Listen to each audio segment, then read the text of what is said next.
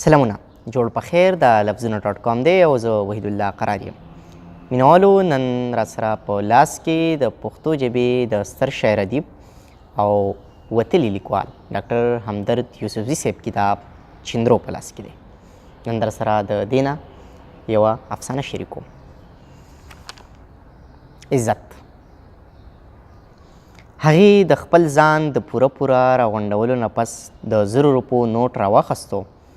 د جنا صاحب د شیروانۍ سره نږدې پرې غټه ګوته راښکله او د دې عبارت د لوستلو سره چې حصول رزق حلال عین عبادت ہے یوه معنخیزه مسکا په شونډو خوره شوه او د دغه لوی ښار د 3 سټار هوټل نه راووته. د 900 روپو د مور دپاره دوایي او د خوراک شیونو سره د کور په لور روانه شوه. کونډې مور د خپلې لور او دوا په لیدو اسمان ته لاسونه پورته کړل.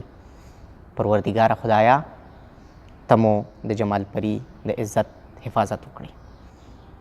د جمال پري د سر نه یو شنه لوخړه وخته او ورته خپل عزت رایاد شو چې څو ساعته وړاندې ترې په هغه 3 سټار هوټل کې پاتې شوی و.